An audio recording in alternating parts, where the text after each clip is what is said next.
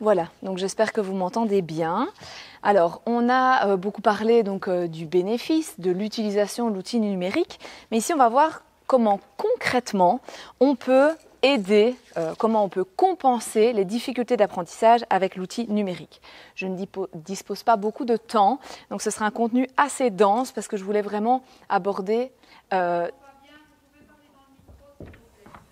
Oui, je le rapproche comme ça, c'est mieux. Donc, comment concrètement on va aider les élèves grâce à l'outil numérique?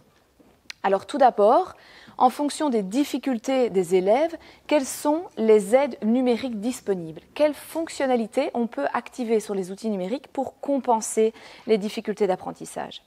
Et puis, on va se demander, est-ce que toutes ces fonctionnalités, elles sont présentes sur tous les outils numériques? Donc on a de plus en plus d'outils disponibles, mais est-ce qu'ils vont correspondre à un seul enfant ou est-ce qu'on va pouvoir activer plusieurs fonctionnalités sur plusieurs outils différents?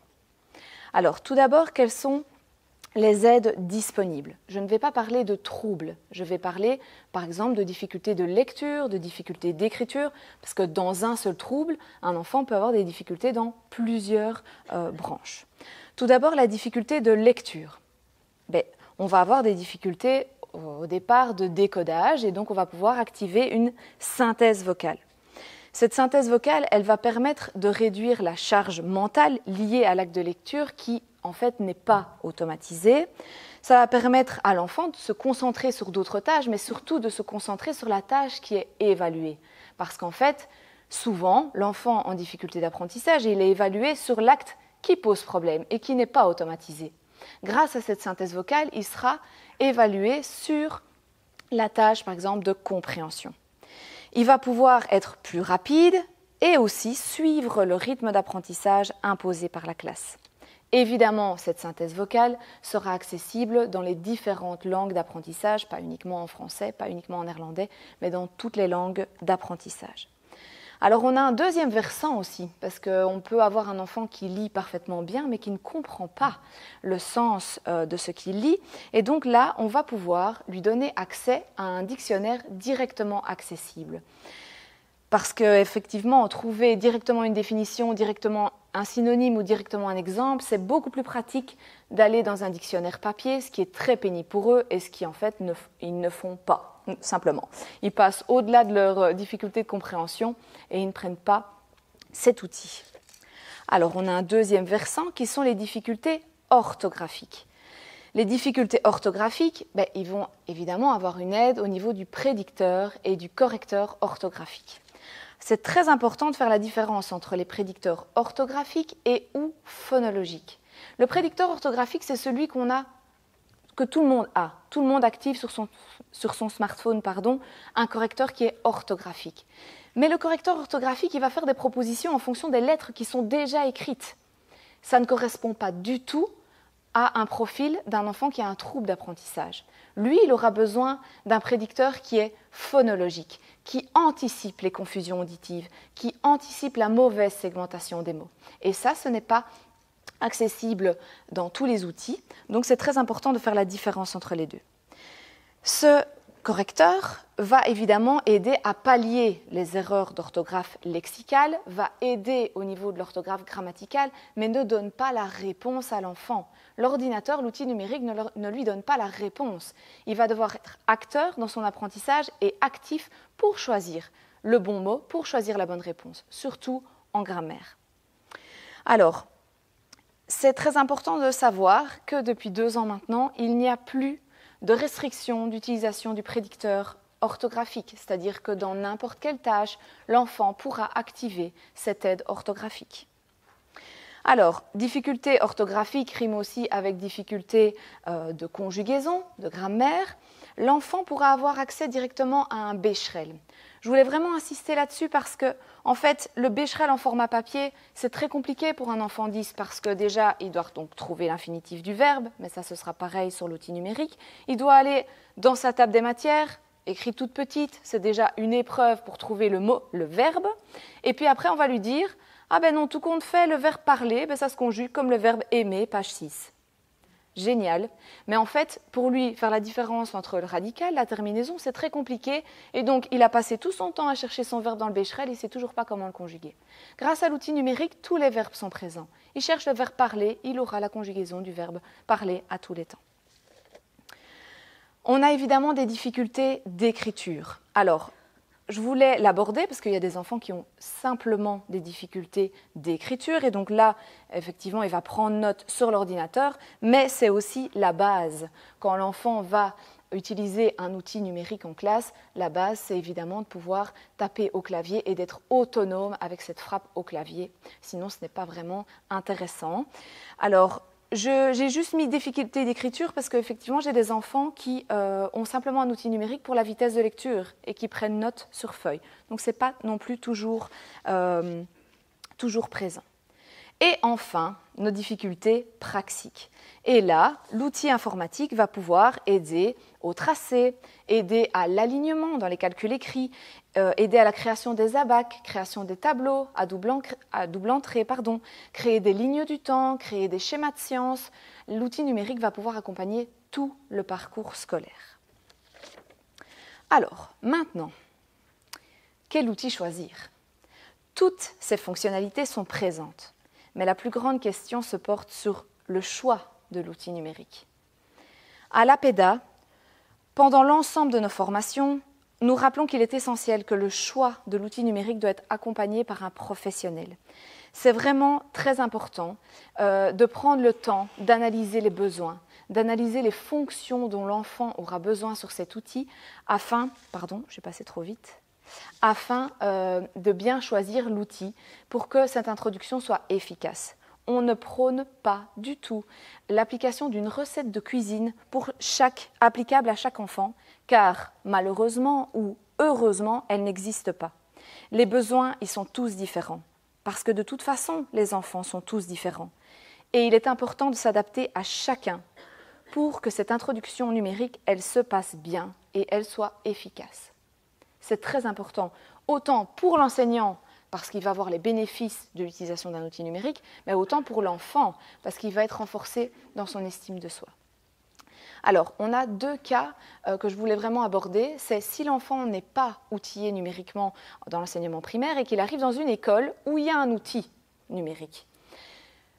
Ne cloisonnons pas cet outil, puisque en fait, justement, cet outil numérique, il va pouvoir être paramétrable pour être bénéfique pour tous. Donc, n'hésitez pas, en tant que parent, à aller avec cet outil numérique chez un thérapeute pour voir si on ne peut pas activer certaines fonctionnalités ou paramétrer l'ergonomie afin qu'il soit plus adapté à l'enfant. Le deuxième point, c'est un enfant qui a appris son outil numérique en primaire, qui arrive dans une école où c'est un autre outil numérique qui est utilisé. Personnellement, de par mon expérience, c'est plus efficace pour l'enfant qu'il utilise son propre outil, mais qu'on insère simplement les fonctionnalités supplémentaires utilisées par l'école. Donc voilà. Alors, maintenant, reprenons l'ensemble des fonctionnalités qui ont été évoquées et voyons ce qui est disponible sur le marché. Tout d'abord, la synthèse vocale. La synthèse vocale, elle est largement développée. Gratuitement ou non, en ligne ou non, elle est accessible sur pas mal d'outils. Mais elle est davantage personnalisable sur l'ordinateur puisqu'elle est intégrée dans des programmes qui sont principalement payants.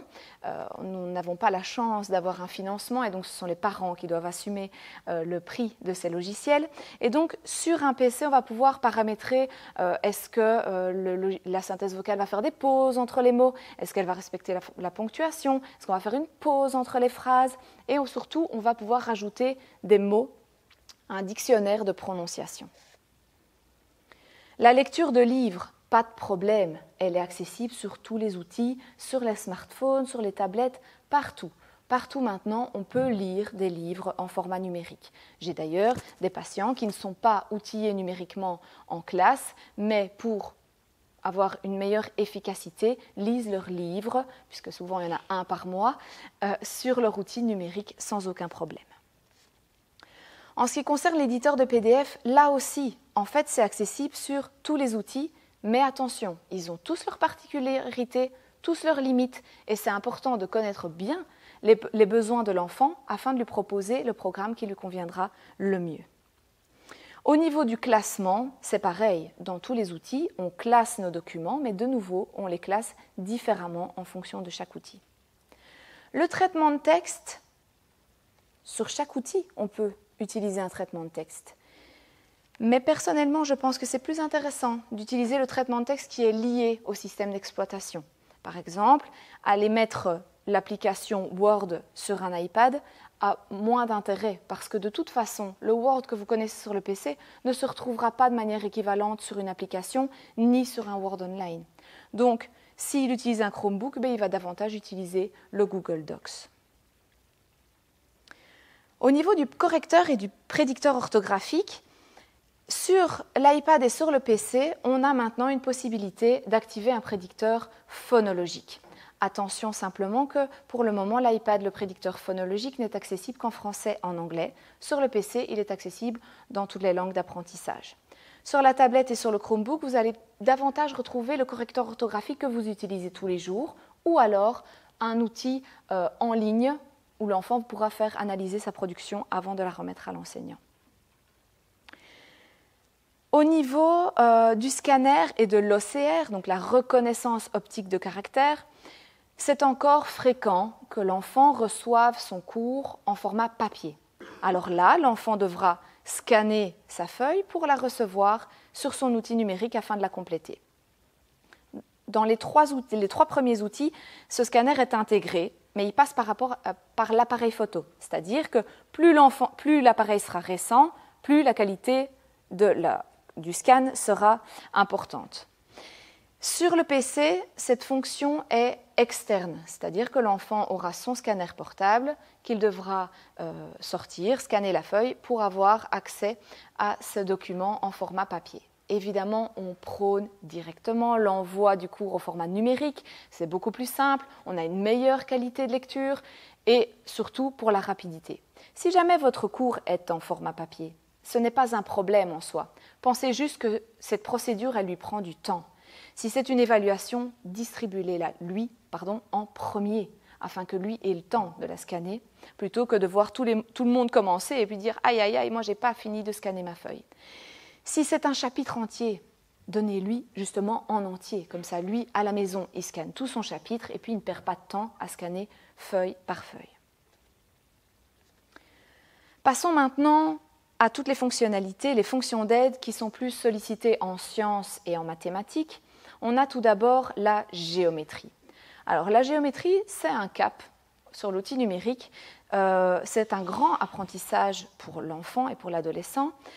C'est accessible sur tous les outils, mais on a juste une petite particularité pour le PC, parce que souvent, les enfants en primaire, ils doivent encore mesurer des segments. Ils doivent tracer en respectant des longueurs. Ils doivent faire des contrôles sur le périmètre et l'air en mesurant les côtés. Et là, on arrive à un petit souci, c'est qu'il n'y a que le PC qui permet d'afficher exactement les mêmes mesures que sur le format papier. Donc, ça veut dire que quand l'enseignante va imprimer, elle pourra corriger avec ses gabarits. Pas sur les autres appareils. Les autres appareils vont afficher leurs propres mesures. Ça posera moins de problèmes en secondaire parce qu'il y a moins de mesures. Et puis, ça dépend aussi de certains enfants. Mais sachez-le. Pour les graphiques, pas de problème. De toute façon, ils sont souvent intégrés dans les traitements de texte, donc liés à chaque appareil. L'algèbre, alors, c'est un petit peu plus compliqué, en tout cas pour mon expérience, pour prendre note en algèbre sur l'ordinateur, parce qu'en fait, ça nécessite simplement d'utiliser un éditeur d'équations. L'iPad a un petit peu évolué par rapport à ça, c'est-à-dire que l'enfant, qui n'a pas de difficulté motrice, pourra écrire ces symboles mathématiques avec un stylet et demander une reconnaissance d'écriture mathématique afin que ça se transforme en écriture dactylographiée. Donc ça, c'est plus simple pour lui. Et surtout, on va pouvoir lui créer un clavier sur mesure avec uniquement les symboles dont il aura besoin sur l'année et il pourra ce sera accessible sur n'importe quelle page de son iPad. Au niveau de la ligne du temps, de nouveau, c'est accessible sur tous les outils. Et donc, l'enfant pourra tout à fait créer une ligne du temps en utilisant son outil numérique. Pour les schémas de sciences, c'est principalement en ligne sur tous les outils. Vous voyez que sur le PC, c'est directement accessible parce qu'on peut l'ajouter dans le traitement de texte. Donc là, l'enfant n'aura pas besoin de connexion Internet et utilisera son traitement de texte ordinaire pour compléter et créer ses lignes du temps et ses schémas de sciences. Alors, pour conclure, je rappelle encore une fois que le choix de l'outil doit être mûrement réfléchi afin que l'enfant ait un impact positif direct sur sa scolarité, mais aussi sur sa motivation. C'est très important que lui voit l'effet directement sur sa scolarité. Je rappelle également qu'il est nécessaire que cet outil soit accueilli avec bienveillance et empathie au sein de la classe, et surtout que les autres élèves doivent être sensibilisés à l'utilisation numérique. Vraiment, leur rappeler que l'enfant n'a pas les réponses, leur rappeler que c'est la même feuille qu'il a sur son outil numérique et que simplement il prend un autre moyen pour compléter sa feuille. C'est très très important de sensibiliser le groupe classe. Voilà, je vous remercie pour votre attention et je suis disponible pour les questions juste après.